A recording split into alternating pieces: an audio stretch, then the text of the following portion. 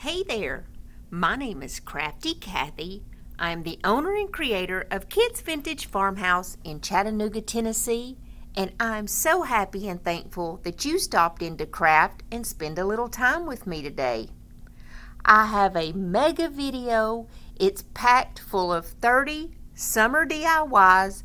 They are all high-end and vintage inspired, and it is a compilation video, so the DIYs may not be in order, but there's something there for everyone, and I hope that you guys enjoy it.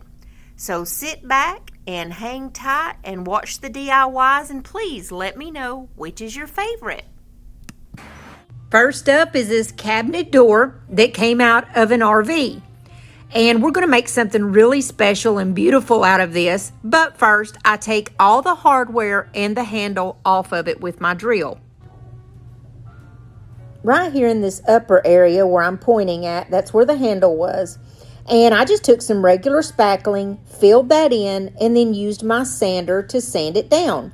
Now there was just a small area, where the paint came off when I sanded. So I used some Waverly's Antique Wax very lightly. I rubbed it on with a rag and rubbed it off. And it looks like it never had a handle there in the first place and that this door has not been touched at all.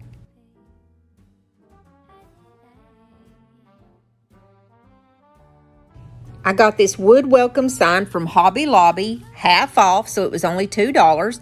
And I'm going to use the plaster color by Waverly and just go over the very front of it because I wanted it to be a pretty ivory color. I'm going to glue this sign onto my cabinet door with E6000 on half of it, and then I'm going to use that Star Bond glue that I absolutely love because it also has a spray accelerator that you spray on the cabinet door and it sticks permanently within 15 seconds. Next, I have a lavender wreath that I got from Hobby Lobby, half off for like $7. And then I have this beautiful ivory colored ribbon. And I got this lace ribbon from burlapfabric.com. I'll leave the link down below.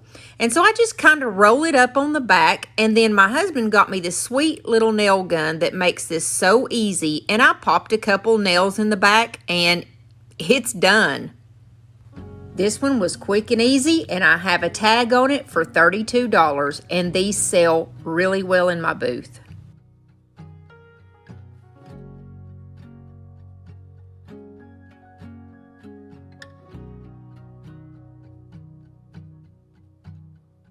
Staying at home, turn off the phone, I will listen to you. You lay in the sheet. I've got this wood pallet sign that I got at Goodwill for a couple of dollars, and I got a new box full of paints and all these different molds and stamps from Milton's daughter, and I'm going to try out some seashell molds and stamps that I got from her. I'm really excited about these because I noticed I didn't do a lot of coastal things this summer, and I'm really feeling it this week because I'm headed to the beach on Thursday. So I wanted to start with the base color, and look at this color called Cake Batter. It's gorgeous. And I wanted to put this all over the sign just so it could have a common background, I guess you could say, and that's going to be kind of my focal color. Now, you know that the DIY paints are clay-based, and they always dry a little bit lighter than what they come out, and this color is like you're not expecting it. It's really pretty, and it does turn out to look like cake batter. When that dries, I take a color called Petal Pusher, and I think that's a cute name, but anyways, I'm just going to kind of do it wishy-washy, kind of here and there. I'm not trying to get a full coat. I'm just wanting to put it mainly on one board and kind of run it up into the other board, if that makes any sense. I'm just kind of mixing my colors around, and I'm really just kind of playing at this point. I took the color Petal Pusher and mixed it in a little bit with that white color that's called Vintage Linen, and I got a very light blue color, and I'm just kind of adding it just kind of here and there. I still want that darker color of the pedal pusher and then this lighter blue just kind of mixed in with it. I'm just shading and kind of making it look like an old beach sign. This is mint chip, and I'm very excited to try this one. I've been wanting to for so long. It is a beautiful minty color. It reminds me of mint chocolate chip ice cream. And I went down mostly one board like I've been doing on the others and just shading into the other colors like I've been doing the whole time. I'm letting these colors dry in between, you know, adding the next one, and I'm using a different brush for every one. This one is called Cowgirl Coral, and it's a beautiful color, so we're going to put it on that last bottom board and then just kind of here and there like I've been doing the whole time. I really didn't have any rhyme or reason to what I was doing. I was just kind of mixing the colors, putting them mostly on one board, but kind of mixing them off into the color up above it or underneath it. We're going to use these seashell stamps. That's kind of hard to say. And they are beautiful. It comes with 2 sheets of all this different, like it's got crab shells on it. It's got anemones, or however you say it. I cannot say that word, so forgive me. It's got little seahorses on it, starfish. It's just got everything, and it is adorable. So the first thing you always want to do when you get a brand new stamp from IOD is take a little sanding sponge or sander, you know, little sanding paper, and just go over it because it helps give you a better coverage when you're stamping. I absolutely love the coral. It really looks like coral from the bottom of the ocean. And I'm using my thin mount, and all that is if you have a few stamps that you want to put in a certain order, they stick to that. And I just placed about 7 different little pieces on there of the coral in the pattern that I wanted, and I inked it up, and we're going to put one of these on each side of my sign. You just flip your thin mount over, place it where you want it, and you hold it steady with one hand and use the other hand to kind of push down and around on the stamp to make sure that you get good coverage. And like I said, I put one on the left side and on the right side of this.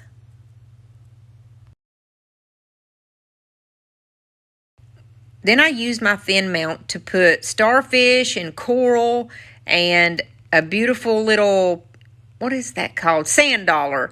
All of that across the bottom of the sign. I tell you what, I was really getting happy with these stamps, and I put like another big seashell, one of those conch shells, another sand dollar, and some cute little horsies on there too. I love playing with anything IOD because I know it's going to be perfect and professional every time. Look at this gorgeous mold that has all the seashells and all that beautiful stuff on it too. So we're going to put a couple of these, one in each corner of my sign. I did like a few little seashells, and I did like one of the little sand dollars and one of the starfish because I wanted one in each corner. And all I did was just use my clay, and you just push it down and it comes out perfect every time. But I always put down cornstarch in my molds because it helps it not stick. Then you just flip it over and they come out very easily and perfect every time. I use my Titebond wood glue, and I put a little bit of that on the back of each one, and I place each one in a corner in no particular order, and you just leave it alone for a few hours and it'll be hardened. I use my Cricut to make a stencil, and all you do is just make a regular sign or whatever with your Cricut like you normally do, except for you peel off the words and then you lay that down, and that's what your stencil is. I used this gel stuff. It was this cheap stuff off of Amazon that's supposed to be like the chalk couture stuff, and it was hardened and did not work right. So I took my vintage linen, that color by DIY, and I stenciled it so that it would, you know, look right at the top. And I did that color in that vintage linen, which is like a white color. Under the word mercantile, it's kind of hard to see, but I have a stencil laid out there that says like towels, lotions, gifts, souvenirs, and I also did that in the white color, which is called vintage linen. Since I had it out, I just used it that way. And when I stencil, I pounce it. I go up and down, and that way it doesn't bleed out underneath that stencil.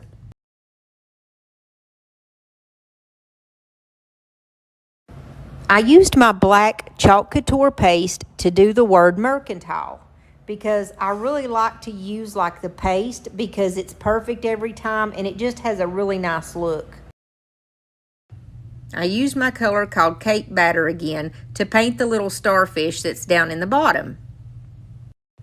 And one of my sweet subscribers, Miss Wanda Cruz, she lives at the beach actually, and she sent me these shells in the mail, and I just love them, and I'm going to use them on my sign so I can think about her every time I look at it.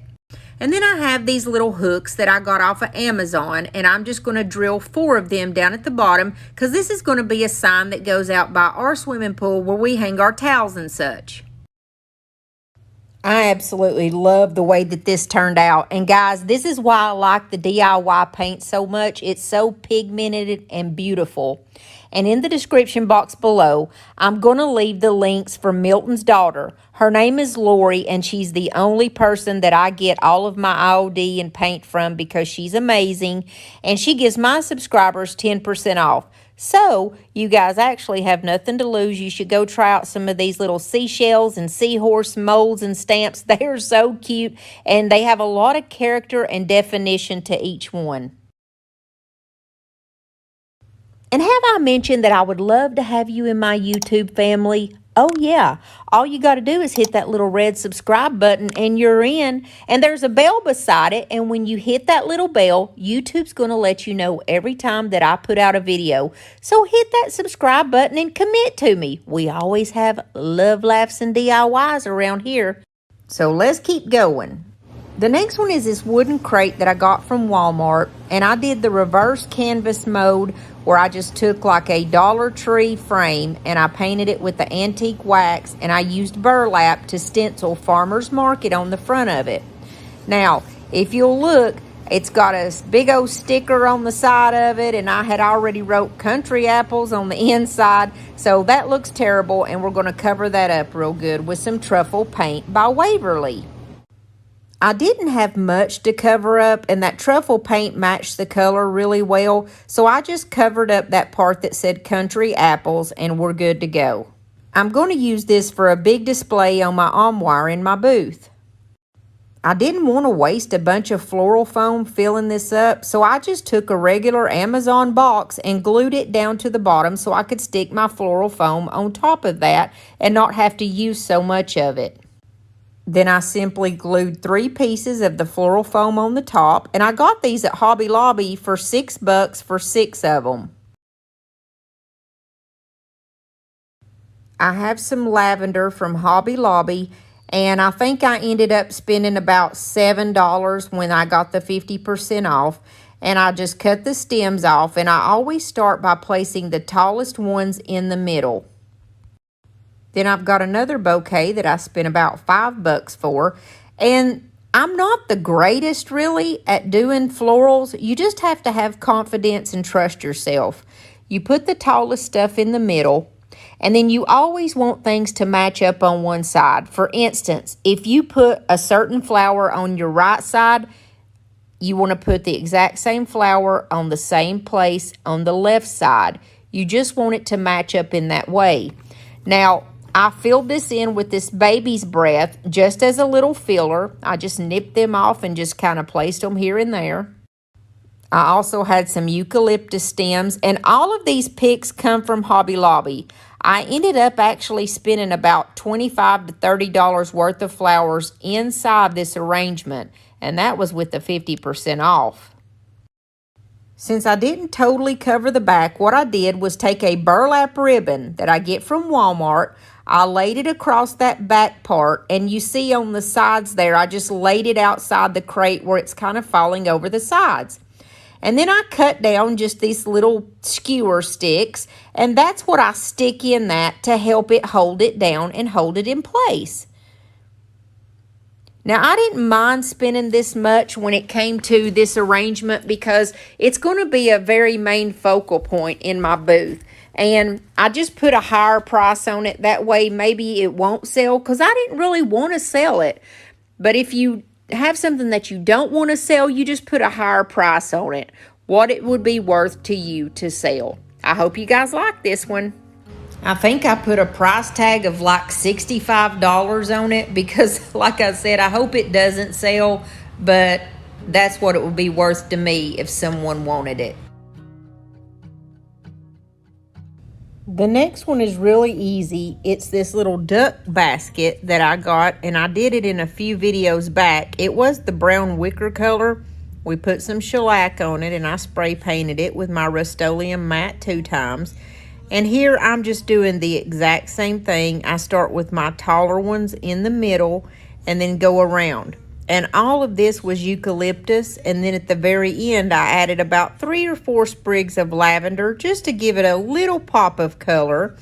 And I also added 1 or 2 little pieces of baby's breath. I glued the floral foam down with some hot glue because it is top heavy.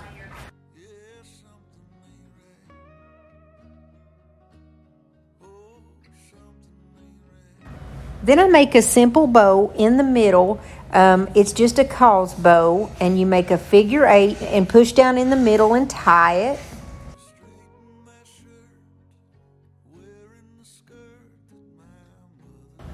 Then I'm going to take the end off of one of the skewers and cut it, and I'm going to glue that to the back of my bow. That way I can stick the little skewer down inside, at the side, and it's going to be beautiful, and it's going to be kind of, in the front of the flowers and not kind of around the duck's neck or anything tacky. I think this is adorable. I'll sell it for $28 in my booth. Feelings unheard can still be just as sincere, but something's not right. The last one is more or less a hack. I dropped this, it's just decor or maybe like a paperweight. I dropped it and broke that round ball part on the top. I put it back together with these 6000, and you see how the bottom is kind of cracked. It's a soft, almost like a chalky material. So I take some clay after I let the E6000 dry totally and repair it. I take the clay and I use my fingers to smooth around that clay. And to get it absolutely 100% smooth, you use a little bit of water on your fingers and it will make it perfectly smooth. I took it outside and spray painted it with the Rust-Oleum 2 times matte black. And then I'm going over it with the vintage linen after it dries, of course. And I only did 1 coat of the vintage linen because I want to do a crackle and I want that black to really show through. This is Pent Art Crackle, and I got it from Milton's Daughter. It's got 2 parts, a 1 and a 2. The first part I'm going to put on it, and you just go in one motion, one time. You don't swipe back and forth over it, and you go in the same direction. That's what makes the crackle. You let it totally dry, and when it's dry, you use the second part. And the second part is basically like a sealer, and it's a glossy type sealer. And this turned out beautiful. You would never know it ever had a crack in it. And this will be sold for $12 in my booth. And I didn't do any bloopers this week, guys, because I'm actually on vacation. But I will have a thrift haul of everything that I buy here in Florida. And I love you guys, and I hope y'all have a blessed week. And I promise I'll make up the bloopers next week. Lately, I have been changing up my own decor in my home to go more with a cottage style theme. It's a sweet, soft, feminine decor style, and there's a lot of beautiful earthy tones, cozy goodness, and a lot of flowers. So let's jump on in. The other day when I was strolling through the thrift store, I found this magnetic board. And I really like the design on the outside, but the colors are totally not my style and they don't go with my home. So we're going to give it a little upcycle. And the first thing that I'm going to do is use my home decor white Adirondack, and I gave it 2 coats on the outside. The middle part that has the chevron pattern had a great big T on it that somebody had made with a Cricut machine.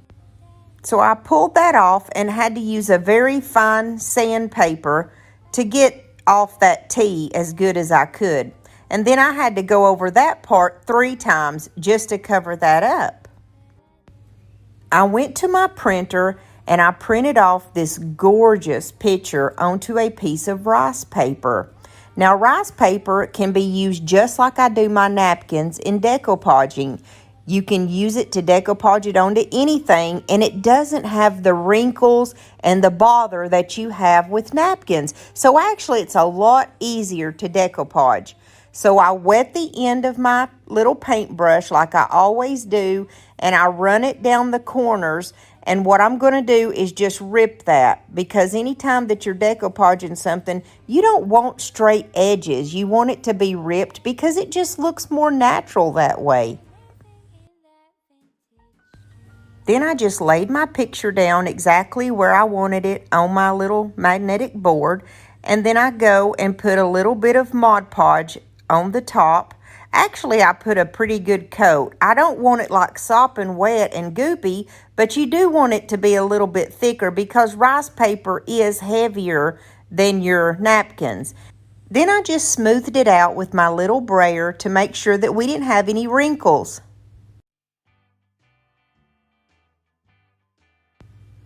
I have this little pad of distressing oxide, and it's kind of like our antique wax. I just picked a lighter color.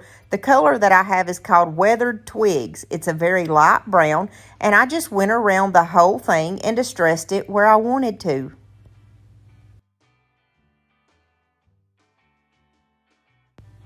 I pulled out some of my IOD transfer books, and these come from different ones. I just wanted to put some wording on this because my picture had some French writing on it, and a lot of the IOD transfers have French writing on them, and they're so easy to add to any of your decor to make it beautiful. All you do is just pull it away from the white backing, and then you lay it down where you want to, and you use that little tool that they send to you, or you can use a credit card. You can even use your fingernail and just scratch until it comes off onto your decor. Then when the transfer is adhered, you use that piece of plastic that it was on and kind of rub it over the top of it in a circular motion. I can't talk today. And that's called burnishing it. And then I had some 320 sandpaper, and so it's a very light grit, and I just went over it very smoothly because to me it makes the transfers look a little vintagey too, and you know that's right up my alley. I took some Waverly mineral chalk paint and I painted this cute little crown that I had made from a mold with resin last week. And after it had dried, I took some of my Debbie's DIY white wax, and I'm just going to go over that cute little crown with my distressing brush, and then I wait a few seconds, and then I wipe some of it back off. Then I just use my Star Bond glue to put it down on my board. And I am so excited to get to use my brand new mold. This is the IOD mold. I don't remember the name of it, but it's the one with the birds on it. And I'm going to use my DIYS clay, and I'm just going to make some simple molds, and we're going to put these on that magnetic board. Now, the IOD molds are very, very easy to work with. They have like a little lip on the end of them where you can just push your finger and get a perfect mold every time. Then after I get them all finished, I go and pop them in the freezer for at least 15 minutes so that they can kind of harden up, and it makes them so easy to come out. Now look how easy they come out of this. You just have to barely push up on the back of the mold and they just pop right out, and they're beautiful and perfect, and they have the most gorgeous detail that you've ever seen. Now I know that these molds are a little bit more expensive, but I'm just telling you guys, they are amazing. You can use them over and over so you can really get your use out of them, and especially if you sell your crafts, they're really worth having. I'm going to leave a link in the description box. If you go to the store named Milton's Daughter and use Crafty Cathy 10, you get 10% off all your IOD products. I'm going to paint my birds my favorite color, which is Apothecary by DIY. And I just love this paint. It's clay based and it goes on so easy and it's just smooth as a baby's bottom. I ordered these napkins from my friend Teresa, and I think that these are gorgeous. It's one of my favorite napkins I've ever seen. And I do the same thing as before, where I wet my brush and I just go around the patterns of where I want to tear the napkin at. I wet it and then I just tear off the piece that I want. Now it's time to put everything on my magnetic board. I'm going to use Type Bond because I really like the way that it goes on. It's very easy to work with. And I've already got my beautiful birds laid down where I want them to go. And so I just put a little bit of Type Bond on the back and place them where they go. I also put this cute little honeybee on there that I had made last week with the resin. Now I'm going to add my little pieces of napkin. So most napkins have 2 or 3 plies. These had 3 plies. So I just put a dab of Mod Podge on my pointer finger and my thumb and kind of rub it. And then I use that to separate the pieces. And so when I get down to just 1 ply, I just lay it down. First, I put my Mod Podge down, and then I lay it down, and I use my Saran Wrap over the top of it to make sure there's no wrinkles.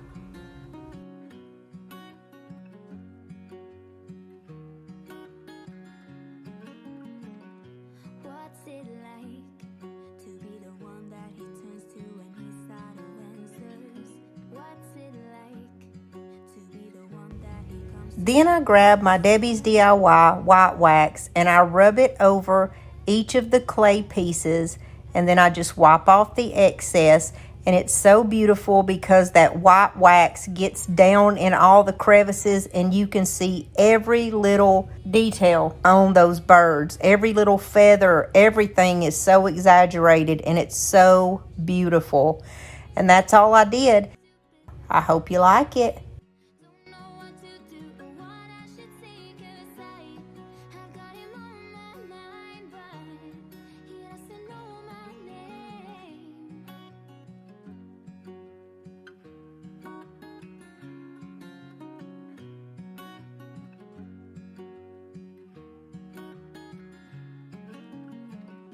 What's it like to hold his hand when he tells you that you were all he wants? And it's midnight, oh, I'm thinking about him.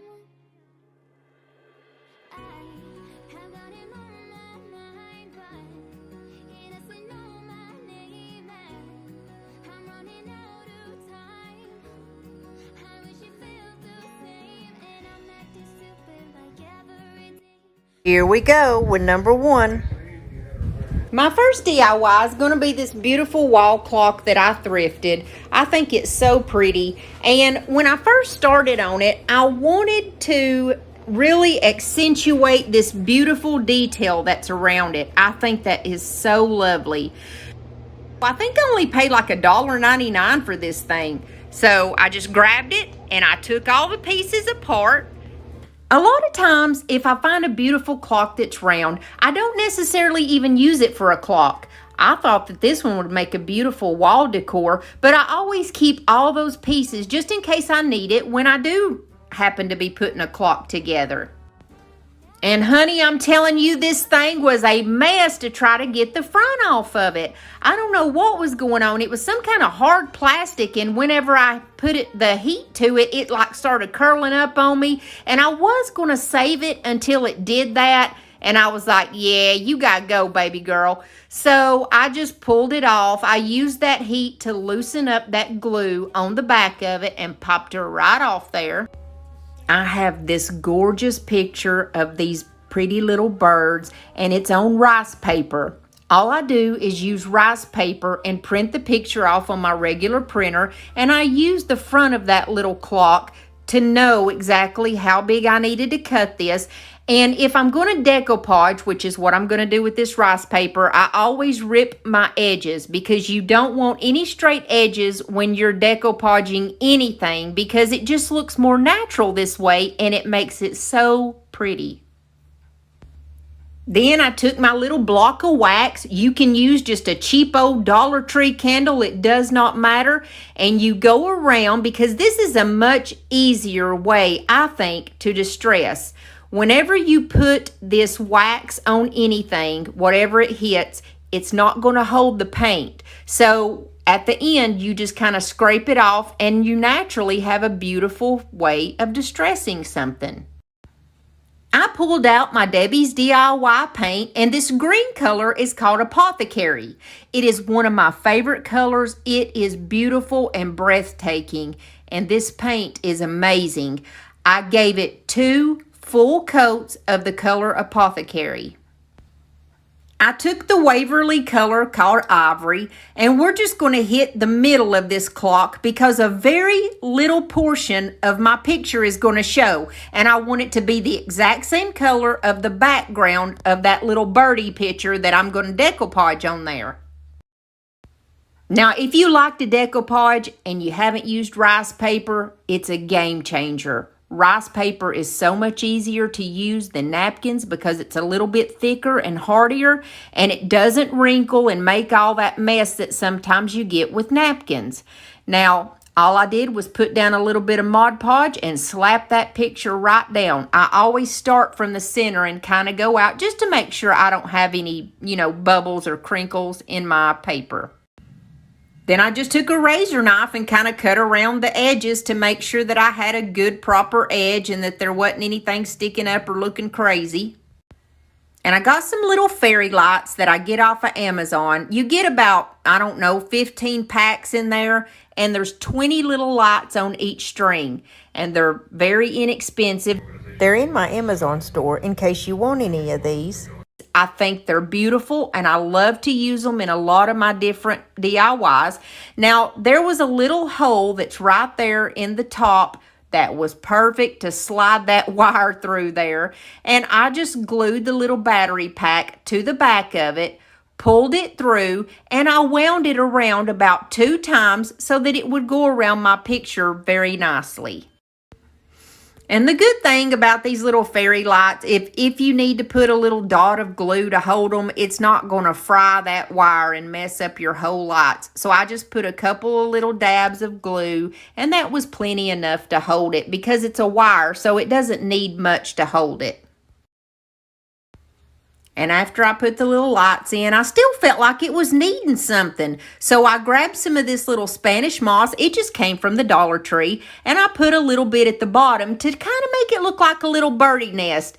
And that kind of just gave it that little sweet touch that I thought that it was needing. If there's any that's sticking out and looks crazy, I just kind of trim them off with the little scissors there. Then I simply put a little dab of glue on the back and put my battery pack right there. That way you can flip it on and off with no problem.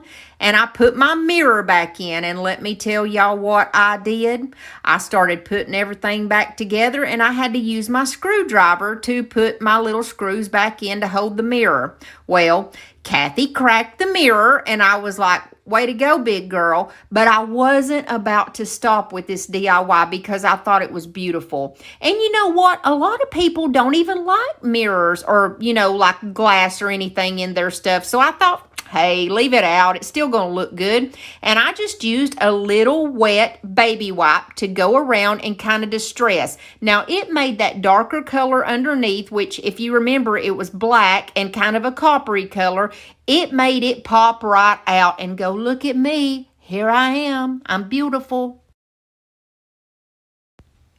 Then I had to hit it with my Debbie's DIY white wax. If there's one product that I cannot live without, it's this product. And it seals in that paint, makes it kind of calm down the color a little bit, if you will. It kind of mutes it, and it gives it this beautiful cottage chic kind of vibe. It's just beautiful. And then I just wiped off the excess with the rag.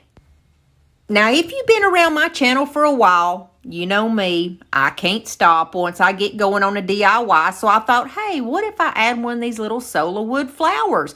I liked that ivory color because I felt that it was just muted enough to make everything perfect. And then I still wanted to add something. So I took some little pearls and I just put 3 on the 4 different corners. And don't you know, I didn't even record that part. I thought I did. But here's what it looked like when the pearls was on there. I hope you guys like this one. I absolutely am mad about it. When I'm showing you guys my DIYs and staging them, I always like to put a little old vintage picture. That's me when I graduated nursing school 20 years ago, and man, how time flies. And I'm so into anything vintage, so I love to stick little vintagey whatnots in my pictures whenever I'm taking it for you guys. I hope y'all enjoy this one. You and me, yeah, that's all I need, and I'll be alright.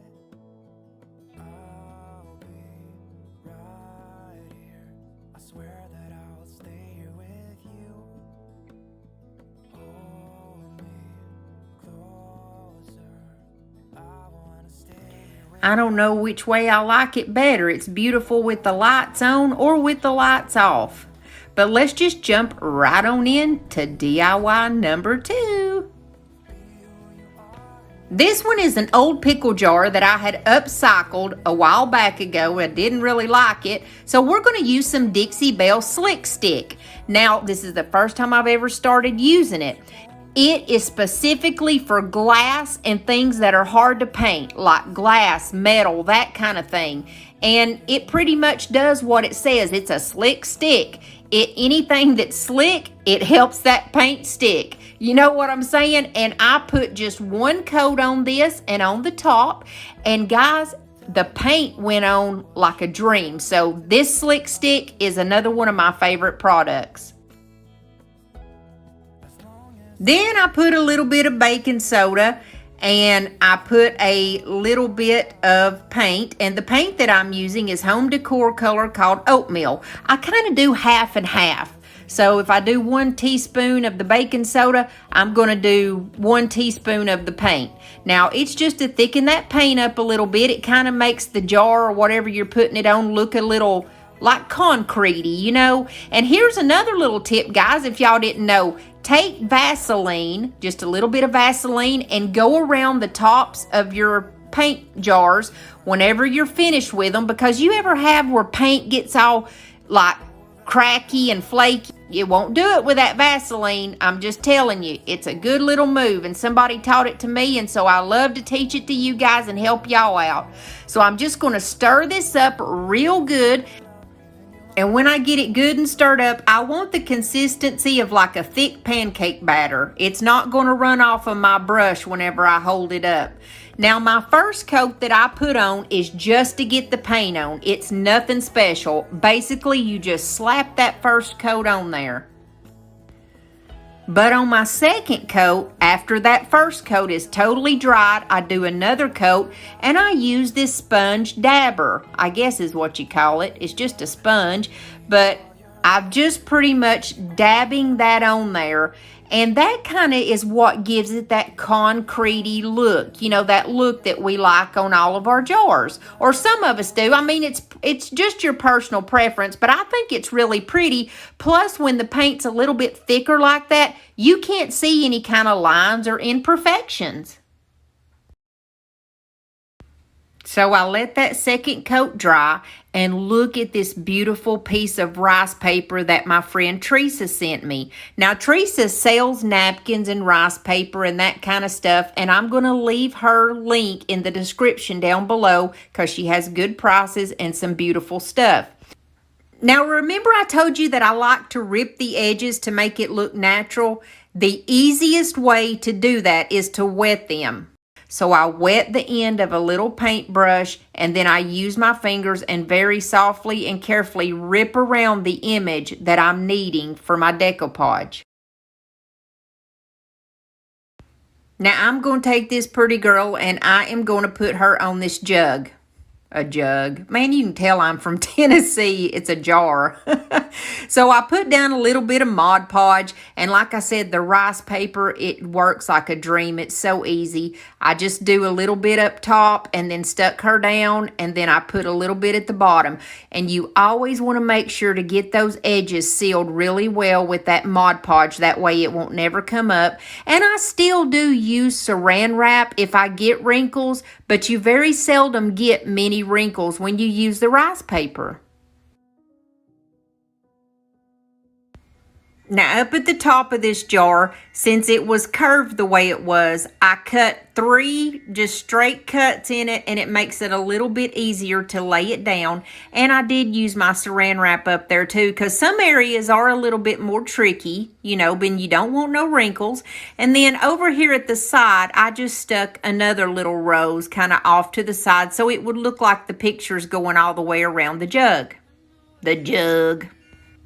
And on the front, I had 2 small little butterflies that was on this picture, and I just stuck those in front of her.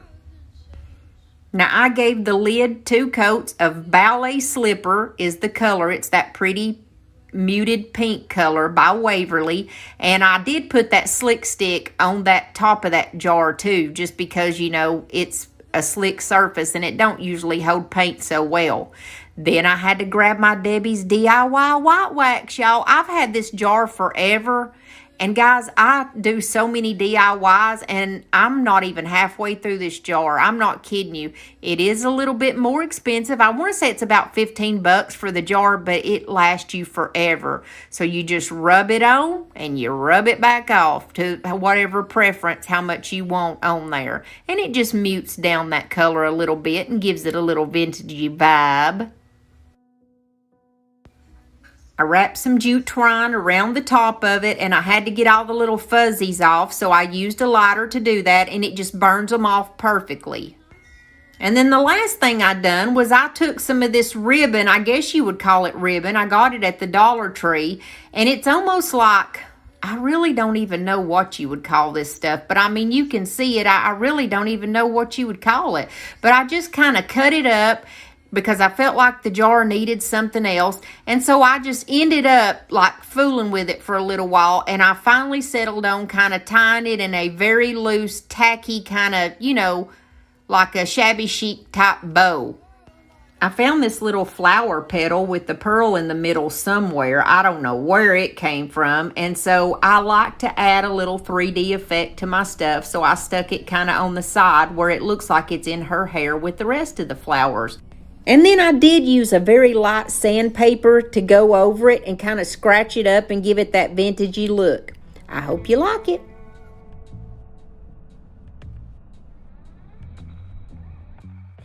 Yesterday I lost the battle, trying at all costs, oh, to keep you, baby.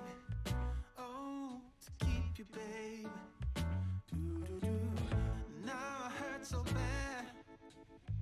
If you're new here, or if you haven't subscribed to my channel yet, what in the world are you waiting for? I would love to have you as part of my family. All you got to do is hit that little red subscribe button and you're in.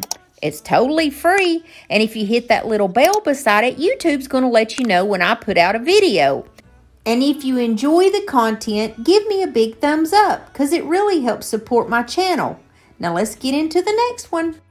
This is a little planter that I got, little watering can that I got from my thrift store for $1. Now it's that metal that's kind of hard to paint, so I gave it that slick stick also.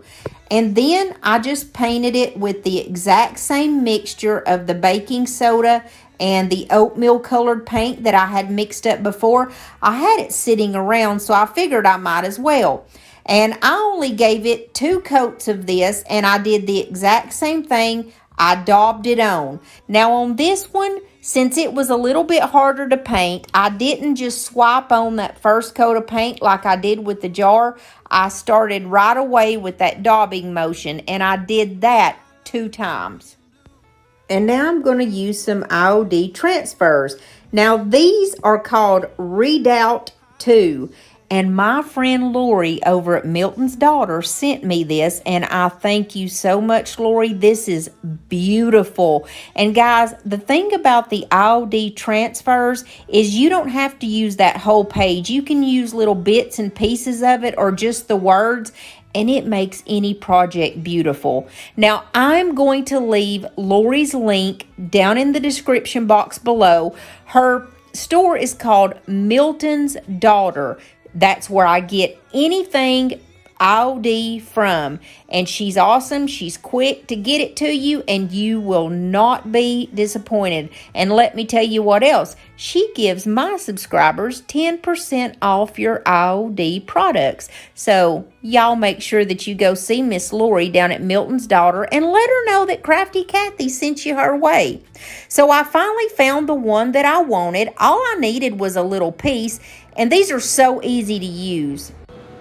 All you do is just lay it on whatever surface you're going to put it on, and then they send you a little tool, and you just have to scratch it with that little tool, and it comes right off, almost like a sticker, except for it's so beautiful, guys. Like I'm telling you, it will make any DIY just pop. And a lot of times, to be honest, I do use that tool, but I kind of prefer my fingernail a lot of times. It's just easier to get it off.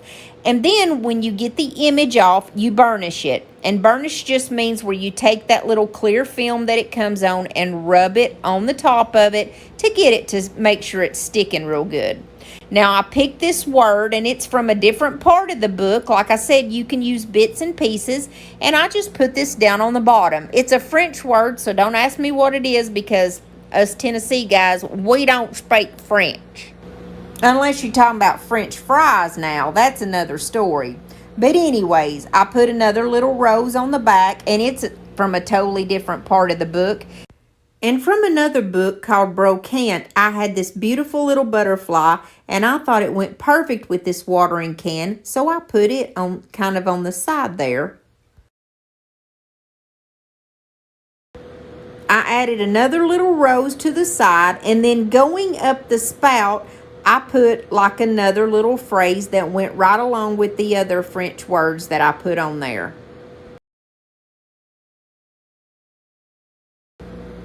Then I used my Waverly ink, which is their black colored chalk paint, and I went all the way around the rims of this little watering can to kind of give it like an enamel look. But I used my finger. It's my favorite form of distressing. You know, we always joke about that. Instead of a paintbrush, a lot of times I use my finger because it just distresses everything perfectly. So I went around all the edges with my finger, and I think that turned out so pretty. And that's all I did to this one because it didn't need anything else. And I hope you like this one. I think it's just cute as can be. What's it like to be the one that he turns to when he's out of answers? What's it like to be the one that he comes to when he wants to dance? I got this little basket from the thrift store, and I decided to paint it. So I taped off the bottom third part of it. And the upper part, I painted it with the color called Ivory Bisque, which is just an ivory color. And then the bottom, it was called Coastal Sage. And y'all know I've got that little Etsy store called Kathy's Crafty Boutique, where I have all that sublimation prints that are in there. And I decided to do a little sublimation. It's been a while since we've been doing our sublimation, and y'all know how I love it. So I printed these two beautiful roses out on this sublimated paper, and all I'm going to do is just cut it out here. I'm actually going to put it on this runner that came from the Dollar Tree because it's 100% polyester, and to do sublimation, you get a better result if you use at least 70% polyester. So all I have to do is lay my print down and put my wax paper down over top of it, and then my Cricut hot press for 60 seconds on 385. Now don't forget, come visit my shop if you guys need anything that's sublimated. I have beautiful prints, and like I said, it's been a while since we've talked about the sublimation, but I absolutely love the way it always turns out. And look at this. Voila! So I just cut my little print out and I'm going to put it right in the middle of my basket. All I do is use a little small dab of hot glue on the corners to hold it down. And I think this turned out beautiful, guys. After I got it glued down, I did use a little bit of the Debbie's DIY white wax, mostly on that darker part on the bottom, that coastal sage. It's kind of an apothecary color. It almost came out looking like that apothecary. That's absolutely all I had to do to this, and I love the way that it turned out. This will sell very fast because the baskets are always a fast seller, and you can always find a ton of them at the thrift store.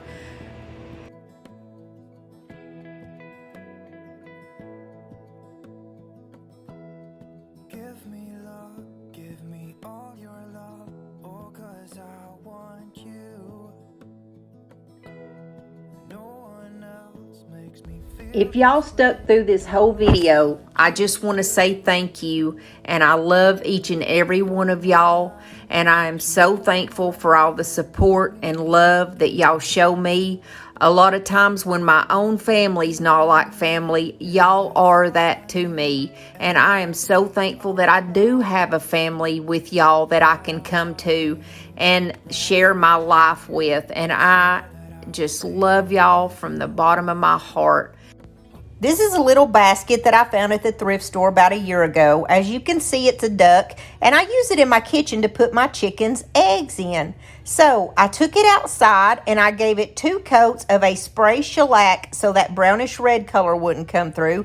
And with 2 coats of the Rust-Oleum 2x Ultra Matte White, she's got a beautiful new look. And see, sometimes it doesn't take much. And it's the same with this beautiful bird. I've had her for quite a while. I wasn't sure what I was going to do with her or when I was going to get around to her. But I've really gotten into birds lately and the whole cottage decor theme. And she's perfect. So as you see, she's already got some brown on her. I decided what I'm going to do is kind of make her look like a concrete bird in a way. So what I did was I took the truffle, which is by Waverly, and I'm just going to paint over the parts where I would distress at because that brown would be coming through. And I pretty much kind of distressed over the parts that are already colored brown, like the little part on her tail, the little feathers on her wings. I did go around where her beak would be and then around the bottom part. Then I mixed up some of the mineral chalk paint with some baking soda. Now, I never measure mine, but I do kind of half and half. So, in other words, if I put 1 teaspoon of paint, I'm going to put 1 teaspoon of baking soda. It all depends on how thick I wanted it. So, as you can see, I pretty much did half and half. You just stir it up really good. And for my first coat, I'm just going to get the color on there, and that's all I'm looking for with my very first coat. I ended up giving her a total of 3 coats in all. And I always make sure on the second and third coat to kind of pounce it on with my brush. What I mean by pounce it on is put a lot of paint on the end of my brush and literally just pounce it. Because if you notice, that's what gives it a good texture and a concrete looking finish. It just gives it that look, and the mineral color is perfect to make anything look like concrete.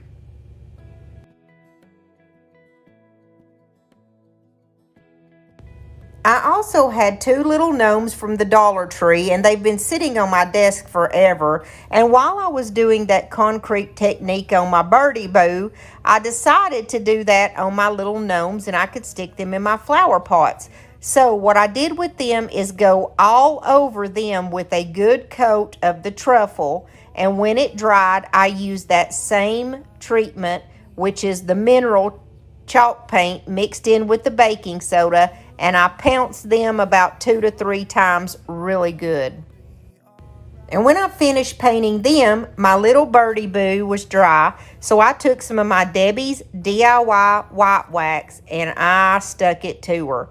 I put it all over her pretty thick like, And then I just very lightly wiped it off with my little rag.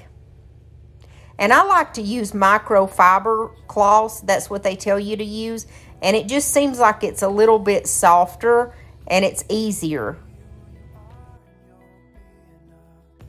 And also, when I put the mineral chalk paint on my little gnomes, I did not use the Debbie's DIY wax on them because I wanted them to have that grayish finish whenever they were done. And I hope you guys like these. Super easy.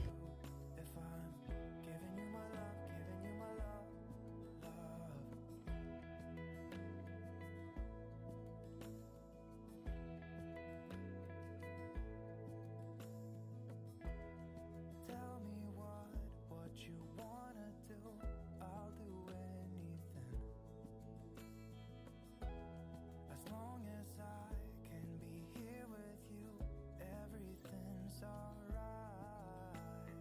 I'll be right here. I swear that I'll stay here with you. Hold me closer.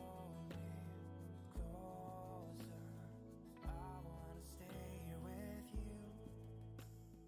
All that we have is each other now. My last DIY is my favorite. It's this makeup table. It's wicker, and I got a mirror that goes with it. Now, I got this at that antique flea market that I stopped at a couple of weeks ago, and I think I only paid about $40 or maybe a little bit less than that. But I really like it, and I wanted to upcycle it.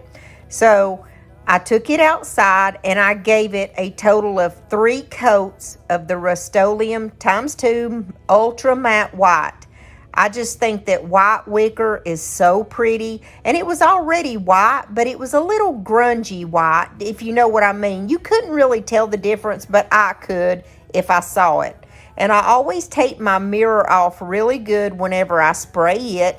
And of course I sprayed it too. I wanted to show you the difference because you may say, why did she even spray it? It looked fine before, but I wanted to show you. The left side has been sprayed and the right side is not. Now in the light, you could tell the difference. So it was really hard for me to tape this while I was doing this project because it was so big and had so many pieces to it. And my camera kept falling. But I did my napkins first and I had them strategically laid out the way that I wanted to use them. And I just used my Mod Podge. You put a good amount of Mod Podge on the wicker where you want it. And then you make sure you pull apart your 3 different plies off of your napkins. I also used a brush that was damp. And like I said, I put down my Mod Podge and you just lay down your napkin and then you use your saran wrap and lay it on top of your napkin and you pull that saran wrap together tightly. And that way, the napkin just kind of sinks into that wicker. And then you always have to be careful when you're taking your saran wrap off of your napkin because it can stick too and you'll pull it right back off. So once again, I'm doing that with the little butterfly here. I take all the backing off of it. I put down my Mod Podge and lay it down. And then I use my saran wrap and pull that saran wrap taut, you know, so that it just kind of sinks into the wicker. Now it's very important to use the saran wrap or else it's going to stick to your fingers and everything else. And so when I use my saran wrap, I just pull it from 2 different directions. I hope that you can understand what I'm doing here. It's really hard to explain some things. It's so much easier just to watch me, I think, sometimes because the words don't make sense. I don't know if that even, you know what I'm saying? It's like I can't get to articulate what I'm trying to say. But you just pull your saran wrap from 2 different directions tautly and it will stick on there really well. And the molds are super easy. You just put the Tite Bond on the back of them wherever you want them to go and you spread it really well. And then you just lay it down where you want it to go. And what I did was took just a simple piece of masking tape and very loosely put that masking tape over the top of it so that it would hold that mold down overnight. And then the next thing in the morning, it's really well and stuck on there. And I did the exact same thing to the bottom of this makeup table, which it was really tough for me to be able to record that part, so I didn't. I just did the exact same thing there as I did to the top. And of course, I had to use my Debbie's DIY white wax on my molds. So all I did was the same thing like before, just brushed it on and very lightly brushed it off. I covered up the mirror so it wouldn't be right in your glare, and it's really hard to film a good picture or take a good picture of a mirror, but I hope that you guys really like this one. It was my favorite of all of these DIYs, and I absolutely love it. I'm always proud when I do any kind of furniture. Also, when I finished, I felt like something was missing, so I took the color Apothecary, which is that green color, and went around the rim of the mirror here. And I think that was the exact perfect thing that it needed. It's still very minimal, but very beautiful. And I love this new cottage decor.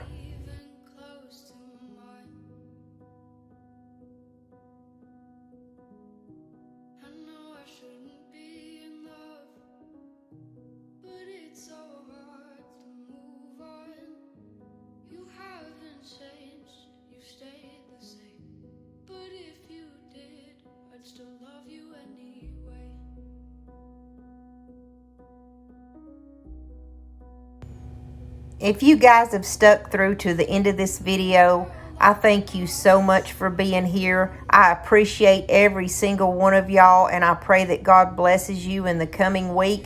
I hope everybody has a beautiful and blessed Mother's Day. I love all you guys, and I thank you from the bottom of my heart, and I will be seeing y'all very soon. And I have Sabby singing for you today. Everybody's been saying that they miss him, so I thought that he would do a little popping in since he is our executive producer. Had this conversation more than 10 times. After 9, I still wished you were mine. Haven't ate in 7 days, 'cause I've been. If you like flea markets, thrift hauls, antiques, antique booths, you like to DIY, or it's just a pastime, you are in the right spot, my friend. And I welcome you with open arms. We got a lot to cover, so let's do it. So, you know, this is that rooster bell that I got at the antique flea market that I went to. And sometimes it doesn't take much to, you know, get something spruced up and make it look beautiful again. Look at this guy after I took him outside and gave him 2 coats of that Rust-Oleum 2 times in the matte black. And then I also put a clear enamel over it just for some protection because he's going to be outside. And I had cut the bell off, or the rope to the bell, I'm sorry. So I just put a new one on with some jute that I had purchased at Walmart because I just wanted it simple. And that's all I had to do to this guy, and he turned out great. I did burn off the very end of that jute with the lighter just so that it wouldn't kind of fray as much, and I would burn off the little fuzzies that come along with it. Hey, when the chickens hear that bell, they know that it's mealworm time, and they already come a-running. And I stuck it right on a post at the front of my craft studio. What's it like to be the one that he turns to when he's out of answers? What's it like to be the one that he comes to when he wants to dance? It's hard for me to call that first one and this second one even DIYs. They're really not. It's just little things that I got from the antique flea market, and I'm doing these for my own home to kind of spruce it up for the summertime. So this is a gorgeous flower pot, and I forgot to take a picture of it before I painted it. But it was gray, and it was all crusty and falling, you know, the paint falling apart. It just looked awful. So I gave it 2 coats of my Rust-Oleum 2 times matte black, and then I'm using a chalk couture stencil. It has a chicken on the top of it, and it says, "Feels like home." that fits me perfectly, doesn't it? But all I wanted on there was just the chicken and the word home. So I did that with my chalk couture, and then I flipped it over and just put simply the chicken on the other side. And that's all I did to this one. It was so super easy. That's why it's so hard to even call it a DIY. And then I stuck some of my succulents in there. Last month at the thrift store, I found that cute little boy and girl. They're little gardeners, and they had like a little spike on the bottom, and you stick them down in your flower pot. So I just stuck those in there too to give it, you know, a little bit more vibe, because my succulents look pitiful in there by themselves. But anyways, when I first saw those that with a spike on the bottom, I thought they were wine corks. Good grief, I don't know what's wrong with me. Now, look at this that I got. It already had some natural rust on it. Not enough for me. It's an oak clock. And when I got to looking at it, I thought, why did I buy this? What am I going to do with this? So I got a little idea what I want to do with it. So I flipped it over and I popped the back off of it, and look at that rust on the back. To me, that's beautiful, but why would somebody keep their clock outside? I don't know. Maybe it was just in a basement that had a lot of moisture or something. I don't know, but I took it. I only paid like $1 for it or something, and to me, rust is beautiful. So anyways, I did pop the back off of that eventually. And when I flipped it over and I started poking around and realized that that was paper, and I was like, I really don't want to mess with that. So I believe I'm just going to paint over that part. And I took the little mechanism that makes the clock work out of it. I can always use that for another DIY. And then I just printed out on Google. I pulled up old scale images, which is what this is. It looks like to me that someone just took a picture of an old scale. But it didn't stop me. I just printed it out on regular printer paper, and I got it to the size that I needed to go on the front there. Then I took my ivory chalk paint that is by Home Decor, and I just gave this 2 coats on the front. I didn't want like anything perfect. I'm just trying to cover up that paper where you can see the numbers, because I don't want those bleeding through whenever I put my printable on there.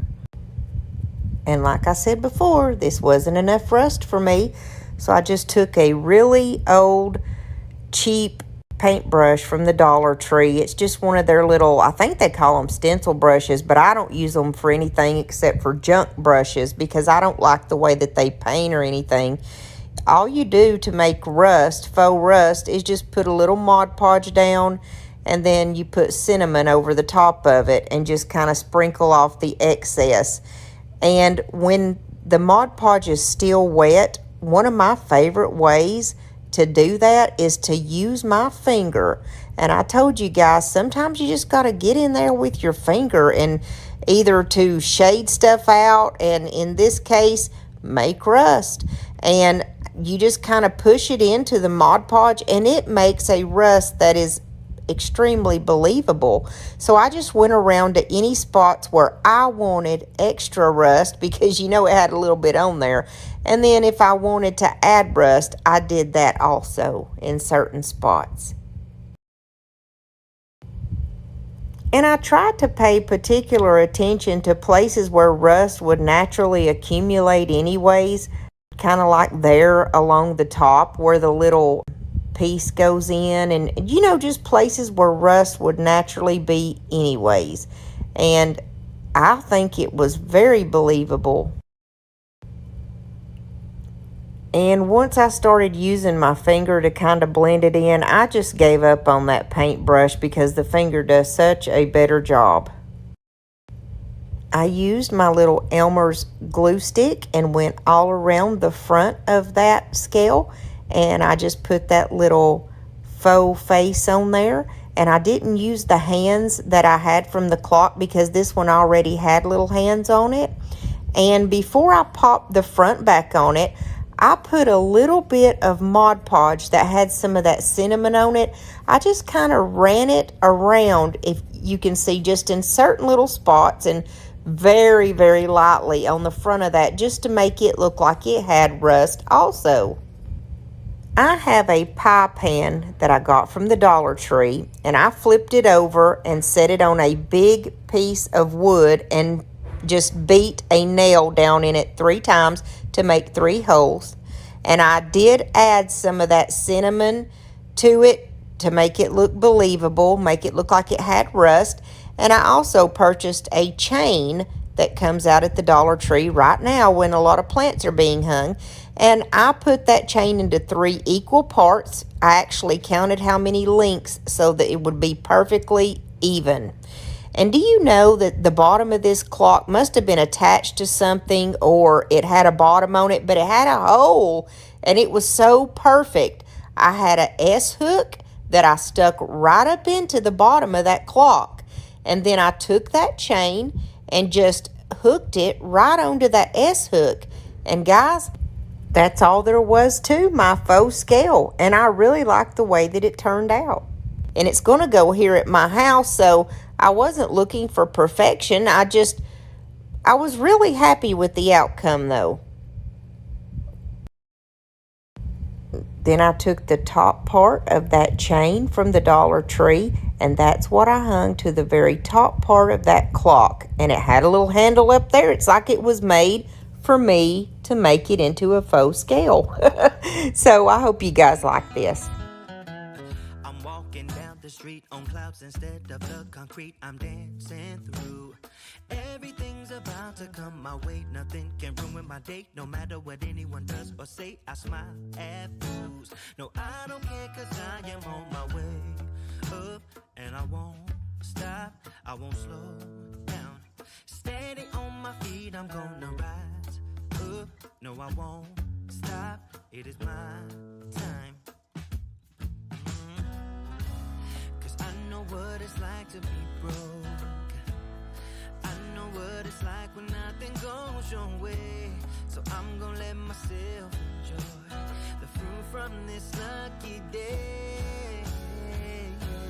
Yeah, I am on my way. Right now seems like the perfect opportunity for me to jump in there and ask you guys to hit that subscribe button and join our happy little family. And don't forget to give me a thumbs up if you like this video.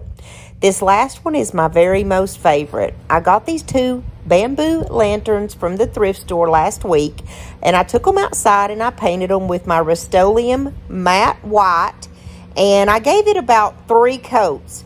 And I actually put shellac on it before I painted it because I was afraid of that reddy brown coming through, and it did a little bit, so I just kept hitting it with that spray paint and with that shellac, and they came out beautifully. Now I'm going to work with my molds, and I'm going to use resin, and this is the first time I have ever used resin, guys. I got some from a company called Hippie Crafts, and I'm so glad that they sent me this because it's opened a whole new can of worms. So what you do is you just it comes in 2 parts, and you put 1 part of the resin and an equal part of the hardener in. So in essence, you're putting equal parts in. It's 1:1 ratio. And then what I did was mixed them together at that point, and then I just stirred it up really, really good to make sure that that was all, mixed up, because I've heard that if you don't have enough of the hardener, or if you have too little, then it's going to be an issue. So just make sure that you are precise on your measurements. If you put 1 cup of one, you want 1 cup of the other. Okay, so I pulled out my Prima Redesign Farmhouse.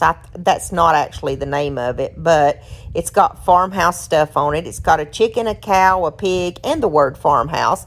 I'm not 100% sure what the name of this mold is, but I will put it in the description box below. So I wanted that chicken and that word farmhouse. And then when I realized that this resin was really cool and it's going to be pretty much an easy way to make a mold, I went nuts. I pulled out every mold that I own, guys. I made all kinds of molds. Now, the only part that would be a downfall, if any, for me, is that you need to wait 24 hours for your mold or your resin to harden enough to use it.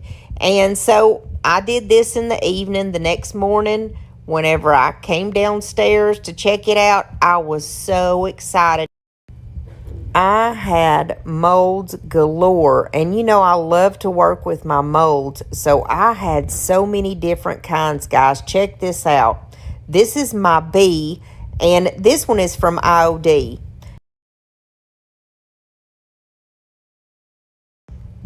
I have all different types of molds. Some of them are from IOD, some of them are Prima Redesign, but they all turned out super, and I could not be happier. I just wanted to show you a little bit of the ones that I've got. I love my birds, and I mean the detail that comes out on these is extraordinary, guys. I was so happy, and like I said, it's opened up a whole new can of worms. I decided to use the bees. And so what I did was I like my bee stuff to be black except for just a little bit of the yellowish on the bees.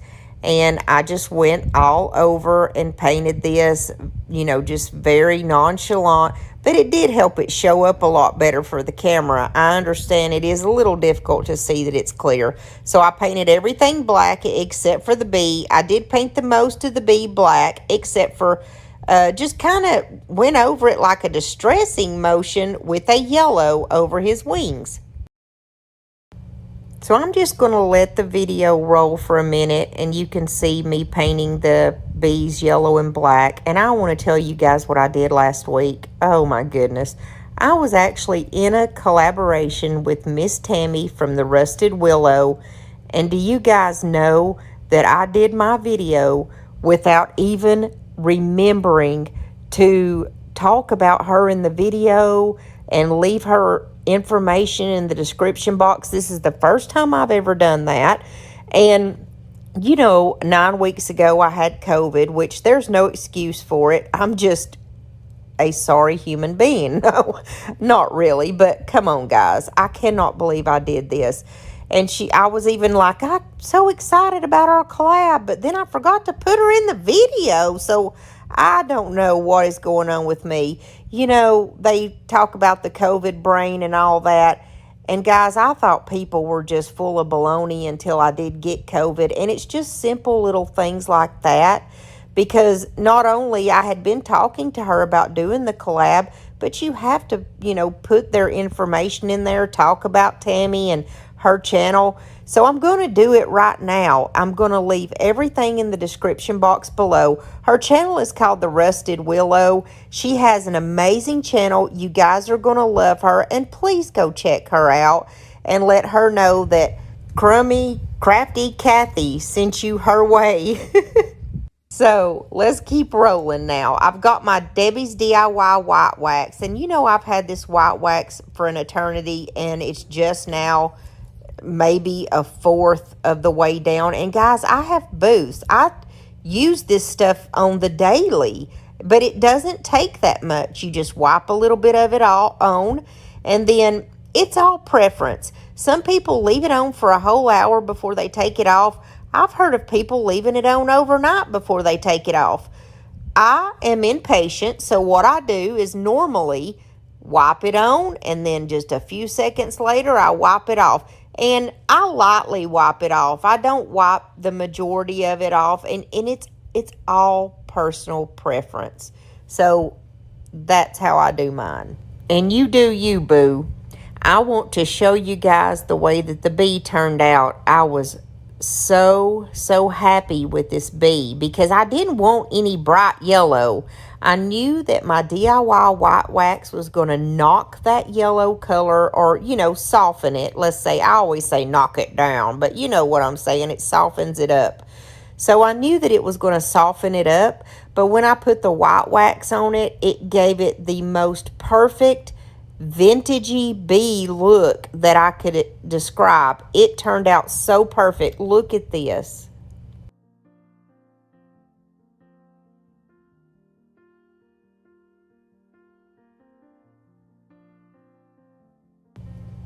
And not only that, but it gave that crown the most beautiful color, and it was just perfection, like it always is. So when I got everything finished, I pulled out my handy dandy pencil box that Miss Rita, one of my subscribers, sent me, and it had different sizes of popsicle sticks in it. Thank you, Miss Rita. I love you. And I'm going to use some wood glue, and I'm going to put it down in the pattern that I picked. I wanted small bees on one and large bees on the other. And as you can see, I did put down the wood glue, but I also put a very small dab of hot glue just to hold it for now. And then I opened up a little bit of the masking tape and very lightly just kind of put it over the top of that so it would hold overnight and stick in place.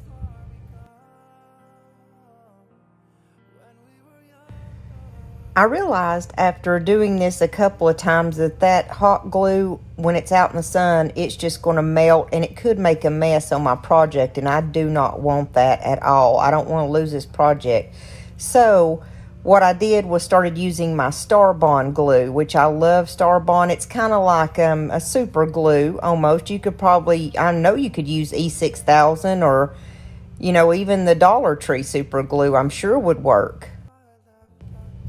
And you can tell by the second one that I'm doing here, with that little area underneath that piece of wood where your lantern or your candles would go, I stuck some of the Walmart eucalyptus. I hope you like this as much as I do. We had each other, everything was black and white.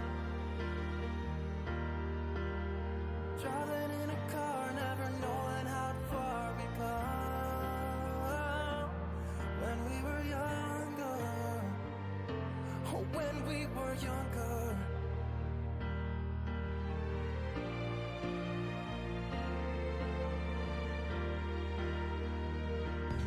Now, as you can tell, you can just set this out and use it with some candles as a lantern. It's really nice to have outside, I think. I'm going to be using mine hanging up under the canopy out by the pool, and I just think it's beautiful.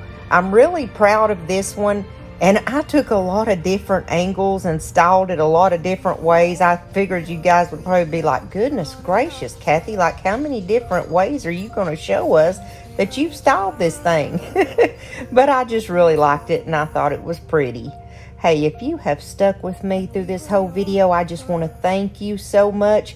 Don't forget to subscribe if you haven't already. Give me a thumbs up, and I'm going to be seeing you guys real soon. And I just want to thank you so very much for giving me your time. I really do appreciate every single one of y'all. And I love y'all from the bottom of my heart. Until next time, I'm sending you love and laughs and, of course, DIYs.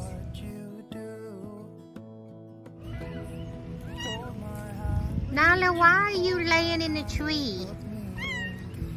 Well, she's probably up there waiting on a bird. Exactly. She's looking for the bird. Boy, she jumped right up. She's got her a little nesting spot up in there where she just, like a little hammock. It's a cat hammock. That's a cat hammock. I decided to do my video on birds because I've changed so much of my home decor to go along with this theme. I hope that you guys can kick back and relax and have a few laughs and enjoy the DIYs, and let's just spend some time together. Now let's jump into this video. For my first DIY, I'm going to make a tabletop bird feeder, or it can be a bird bath. I have this clear plate from the Dollar Tree, and I also have a white candlestick from a thrift store, and then I have this little bird that came from the Dollar General. I took everything outside and gave it a coat of a black spray paint, and then when that was dry, I gave it 2 coats of the Rust-Oleum 2x matte white. And then I'm going to take everything inside and distress it. The reason why I do the black underneath is because when I distress, it just comes right through and it's really pretty that way. So I will use something to scrape it, or I will use a sanding block. And if that doesn't work and give me the result I want, I will take the Waverly ink, as I did here with my distressing brush, and very lightly go around everything.